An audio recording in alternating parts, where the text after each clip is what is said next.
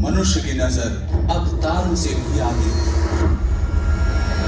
महाकाश के अंधेरे भरे असीम और सुदूर इलाकों तक।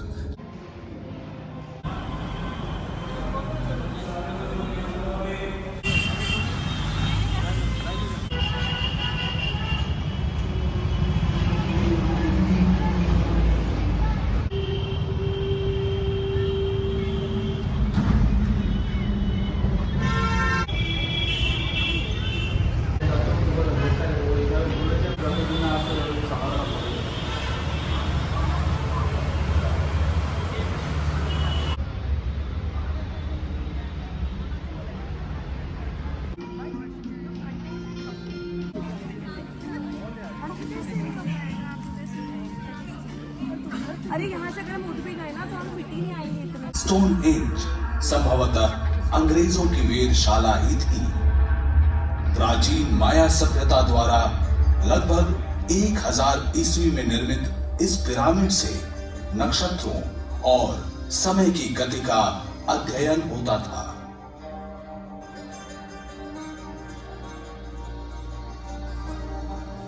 लेकिन विज्ञान और तकनीक के विकास ने महाकाश के बारे में हमारी पुरानी सोचों को बदल दिया।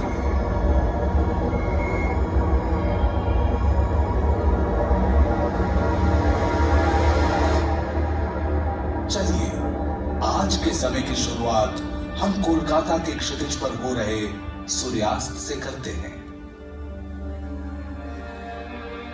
संध्या काल का आकाश हमें संकेत देता है आने वाले अंधकार का।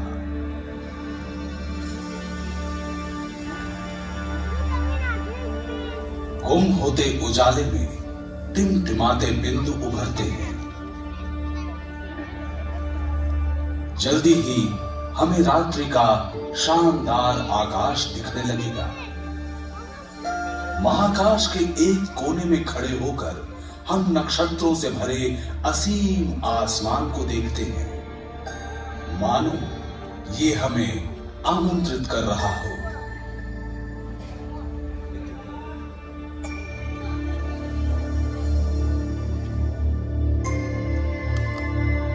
अगर हम गौर से देखें तो पाएंगे कि कुछ तारे जरा बड़े हैं और दूसरों की तरह टिमटिमाते भी नहीं हैं। सदियों पहले हमारे पूर्वजों ने देखा कि ये तारे एक वक्राकार पथ में आगे बढ़ते रहते हैं। हर रात, महीने दर महीने, प्राचीन ग्रीक पर्यवेक्षकों की नजर में ये थे घूमने वाले गतिशील ग्रह।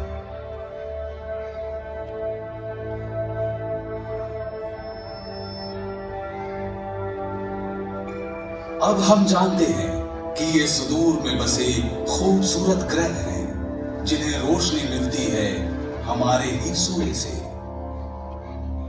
जैसे जैसे समय गुजरता है, पूरा आसमान पूर्व से पश्चिम की ओर बढ़ता है, लेकिन ये आसमान नहीं घूमता, बल्कि हमारी धरती पश्चिम से पूर्व की दिशा में परिभ्रमण करती है। तारों से सज्जित शामियाने में सिर्फ एक नक्षत्र स्थिर है, ध्रुव तारा यानी पोल स्टार। कोलकाता में ये उत्तरी आसमान में 22 डिग्री की ऊंचाई पर दिखता है। रात के आकाश में इधर उधर बिखरे तारों में हमारे पूर्वजों ने महाकाश की संरचना को समझने की कोशिश की। उन्होंने देखा कि एक दूसरे की तुलना में ये तारे पूरे साल लगभग एक ही दूरी पर रहते हैं। आसमान में एक दिशा सूचक सा बनाने के लिए उन्होंने नजदीक स्थित तारों के समूह को लेकर 88 संरचनाएं बनाई और उन्हें काल्पनिक रेखाओं से जोड़ा।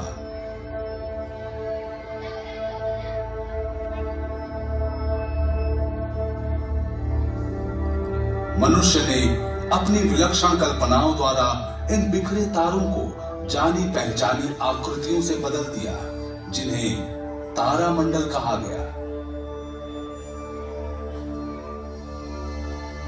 ये प्राचीन नक्शे सदियों तक मानव को दिशा ज्ञान, सामुद्रिक यात्राओं और समय काल के अध्ययन में मदद करते रहे। इन तारामंडलों को लेकर मिथकिया कहानियां गढ़ी जाने लगी और महाकाश पर्यवेक्षकों ने उन्हें मौसम परिवर्तन, बाढ़ और फसलों की बुआई और कटाई से जोड़ना शुरू कर दिया।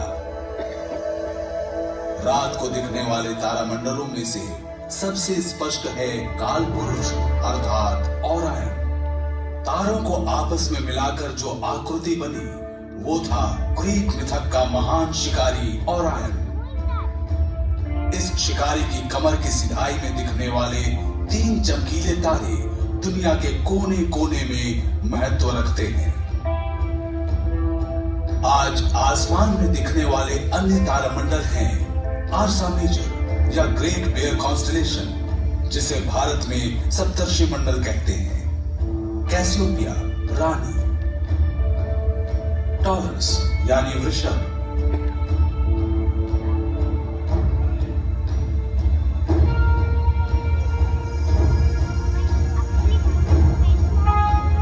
सिग्नस यानी हंस।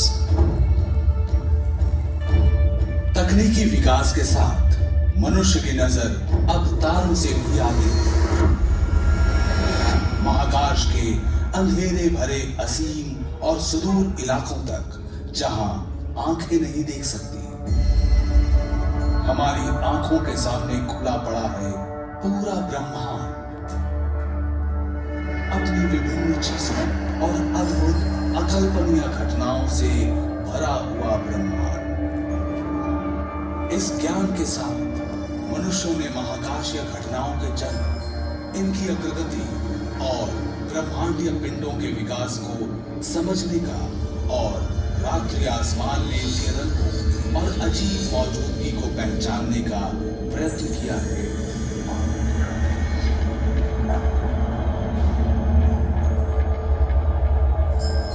चलिए अब हम चलते हैं अनगिनत विविधताओं से भरे हैरत अंगेज महाकाश में। देखते हैं असंख्य रंगों से भरपूर दृश्य जो वास्तव में पूरे महाकाश का एक छोटा सा हिस्सा भर है। जीवन की संभावनाओं से भरे हमारे ब्रह्मांड की कहानी, द कॉस्मिक कोलिशंस।